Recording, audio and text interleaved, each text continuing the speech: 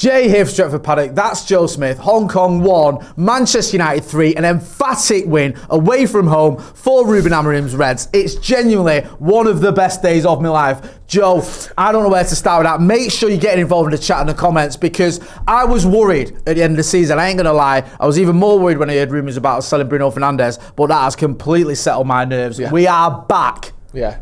I mean, calling it away from home is great. I love that. Like, yeah, I guess it is away from home, yeah. We're about 7,000 miles away from home. Hong Kong away. But yeah, I mean, United are back, like you said, it's the first step, and it's a big step towards title number 21, isn't it? This feels as though the Premier League is inevitable. Again, we sell Bruno all you want, sell anyone. Yeah. All we need is basically Chido Obi. And are we strong enough to lift the Premier League? That's the only question. I mean, look, these games are as meaningless as you can get. It's not even pre-season, it's post-season.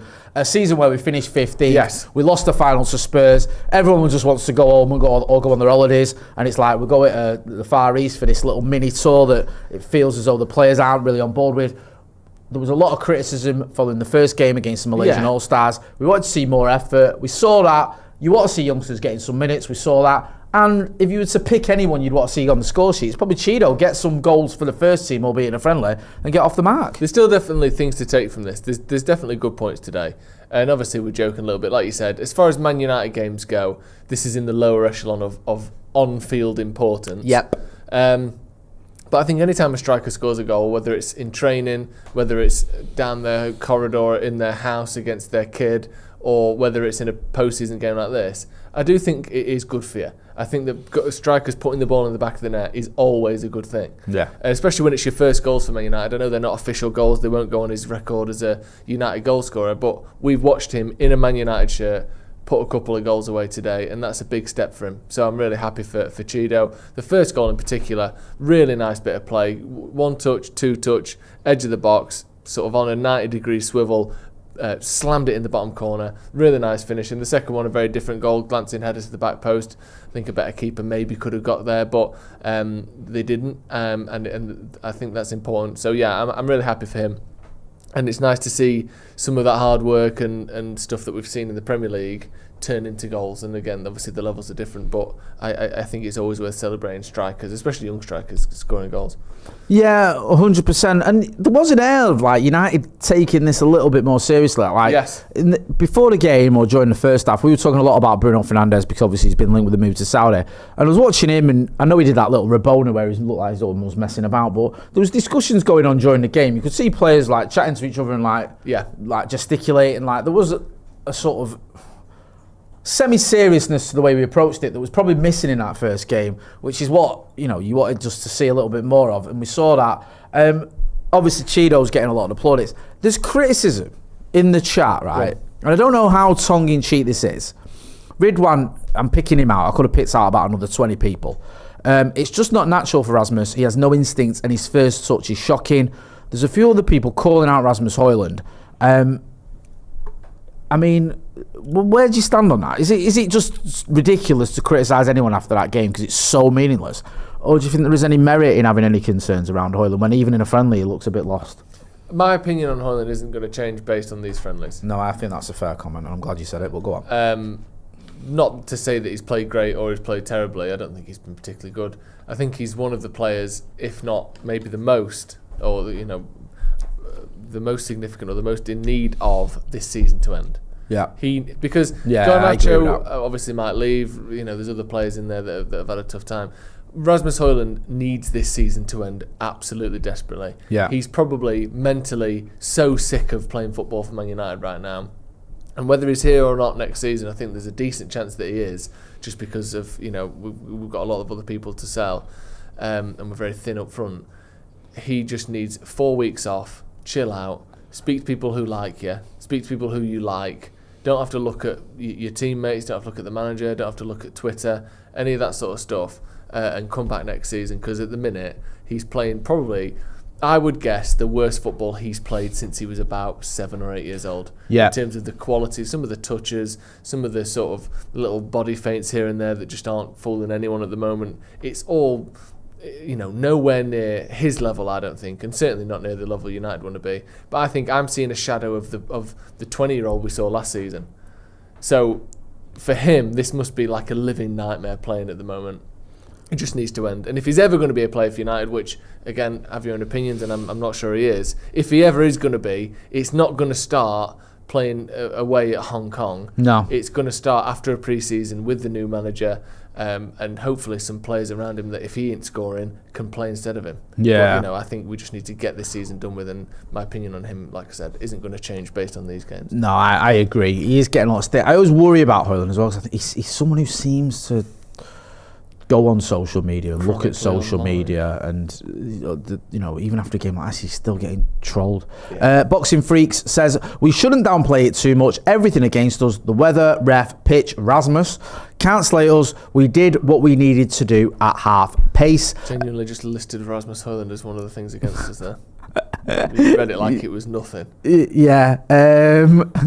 Again, people just slaying. Come on, who Rasmus Højlund. It's like all the comments are sort of against us. Let's talk about Chido though, because he's a player that when he came in, I don't think there's ever been a player who has had as much fanfare without doing anything as Chido did. And when I say without doing anything, he'd not played professionally. I think he was still yet to make his debut. I think for Arsenal, he'd been just a kid there. Yet the hype and the attention on that move was massive. It was like we'd bought Van Persie almost in terms of the social media coverage big. We got, which was like, wow, we've bought this sort of 16-year-old, whatever he was, 17-year-old. 16. Yeah, and look at the outrage from Arsenal fans and the attention from United fans and the sort of the media as well. There was a lot going on there. Then he sort of gets himself in and around the team. Obviously doesn't get a goal, but you can see there's a player there. Do you think next season, I'm not just basing it off this, but do you think next season we could see a lot more of Chido? Do you think he could be someone who is sort of getting into the sort of double figures in terms of starts for United? Yeah, I think so. If that's what they want to do with him, I think he's probably too young even for a loan, to be honest. Yeah. I think he needs to be at the club next season, whether that's playing for the under-18s, because he's still, I think he turns 17 in November, something like that. So, for a decent proportion of the start of next season, he'll still be 17. I wouldn't want him out in, I don't know, St Mirren playing professional football. I think he needs to come through at United a little bit more. Yeah. He might not even be fully grown yet. That's how young this guy is. Yeah. And if he can make his way into the squad, I think stuff like this is really important for him, because you are, for all intents and purposes, a first team starting Manchester United player, which is really good to see. He didn't start, but you know what I mean. He's truly ingratiated into the team. But I think next season, maybe we see a little bit less of him even. I don't know. I don't think we can be too cautious with him, really. I think he's a really good talent, but there's a long way to go. I just think maybe we do see a bit more of him. Maybe we don't. I'm not going to get nervous or excited either way, really. If he doesn't play for the first team at all next season because we've got better strikers, I'm not going to go, oh, whatever happened to old Chido? He's a duffer.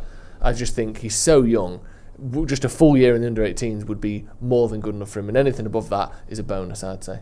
Yeah, I agree. Look, it's such a meaningless game. I'm struggling to see anything from it. One thing I do like to see is Mason Mount in a United shirt playing football and just, seemingly enjoying a little bit of it as well, because he's not got going yet, has he, at United? Let's be honest. He's had a couple of moments, obviously the Athletic Club game where he got his brace. I think he got a goal against Brentford. There's been one or two, but we're still waiting on me to see what happens with Mason Mount. I've said this before, big season for him next season, but just seeing him in a United shirt, I'm hoping he can have a decent pre-season. I know this is post, but going forward, get a decent pre-season under your belt and start next season, and hopefully we can see that player we saw at Chelsea in it, because he could be a massive asset to Ruben Amorim. Yeah, I think he looked good against Villa as well.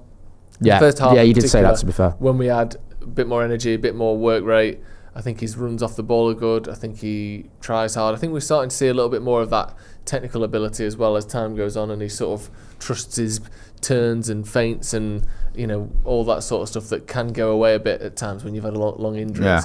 Players come back and look a little bit wooden. He's starting to sort of shake some of that off, and I think the fact that he stayed fit since the middle of March now, so we're looking at over 2 months.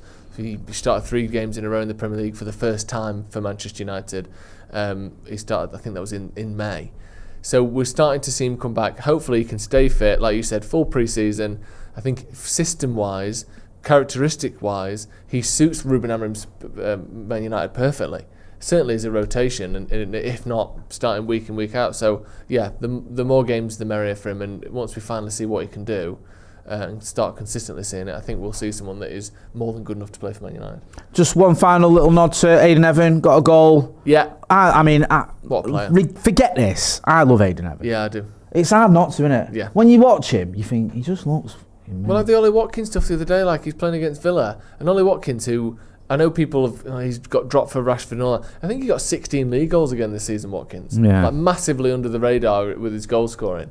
And he's consistently been a, second echelon Premier League striker for the last 4 or 5 years. Handled him. Yeah. Aiden Evan just comfortable. Doesn't he? I think pushed him out of the way, he's quicker than him. Then he gets on the ball and he does the right things. Like, yeah, I said it in the watch along. I put him almost in that Euro category. He's not played as many games. He's nowhere near as developed as Euro is. But simply in the sense that when he plays, I don't think I'm watching a teenager. I don't go, he's a kid, let him off. He's a kid, let him off. I just go, yeah, brilliant. Oh, that was good again. Oh, good tackle there. Oh, yeah, he's got the right side of his man. It's just like smooth, comfortable, mature football. And him being an 18-year-old isn't even in my mind when I see him. Whereas, some players, most young players, you go, oh, fair enough, he's a kid. With him, it's just like, yeah, great performance again. Yeah, I agree with that. Brian Casey says, Mazraoui was the sign of the season, but when we got Heaven, wow, what a player. Yeah, I love him. Just a shame he got injured against Leicester, because I think he would have had a much more productive end to the season, and he might have even ended up starting in... Bilbao, but let's not get into that. We'll just depress ourselves. I'm going to be back later on today with the brew. So if you're not... Excuse me, a bit of Windy Pops. Make sure you are subscribing to the channel. Double Windy Pops on a Too Friday much Pepsi afternoon. Max Cherry there. Forgive me. Right. Go and check Joe out on the Sloppy Joe's podcast. You know where to find me. That's been Joe Smith. I'm Jay Moy. This has been a review. Manchester United turning up for a game in Hong Kong. Thanks for watching.